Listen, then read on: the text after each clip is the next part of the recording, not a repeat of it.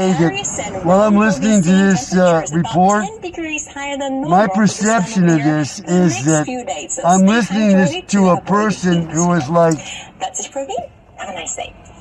30 years older than I am.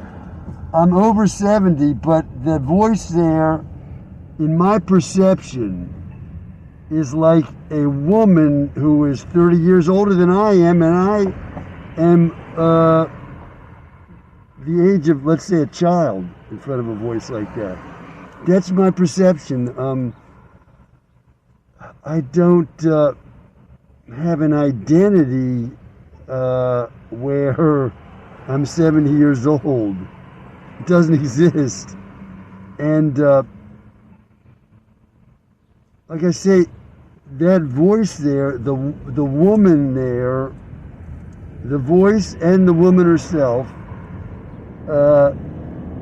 even though she's at least 30 years younger than I am, appears to me to be at least 30 years older. Once again, I've said that 4 or 5 times. I don't know how to say it any better. But that's the way I perceive her, and I hear her voice. That is the way I perceive it. I do not perceive it like I'm 70 and she's 30 years younger. No. In no way do I perceive it that way. I'm listening to the voice of an adult, whereas I am a child of some kind of indeterminate age in comparison to that voice and to that person that I'm able to watch sometimes and see the actual person. Even when I see this person, I'm as if regarding an adult woman of, let's say, I wouldn't be able to guess the age of this person, but she's 30 to 40, let's say. So she appears to be a 30 to 40-year-old woman to who? A child. That's how I see her. And that's virtually how I see all adult women. Not just her. Any adult woman, 30 to 40 and up. These are adults in the adult world, and I am not. I am some kind of child of indeterminate age. That's my identity. And that is the way I perceive reality. Just thought I'd comment on that. Today is the 21st of April 2026, and it's 17:29 by military time.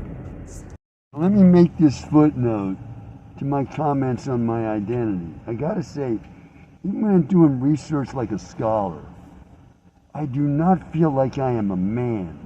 I have never been a man, and I'm now an old man, and well, I don't feel like an old man. So I gotta say that I was never a man. I have never lived in the identity of a man. Now, I'm not talking about sexual identity. I'm talking about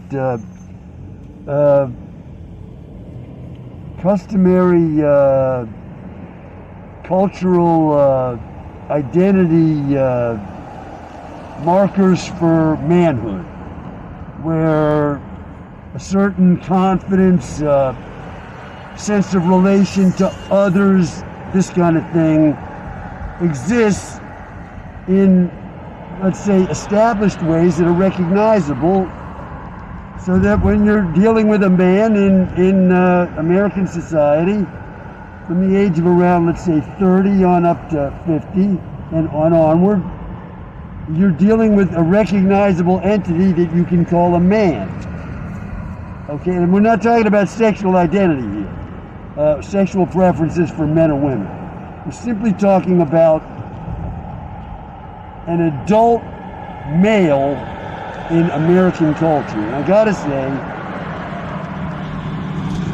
I didn't pass through any initiations or experiences or recognitions of any kind that established the least association within my head and consciousness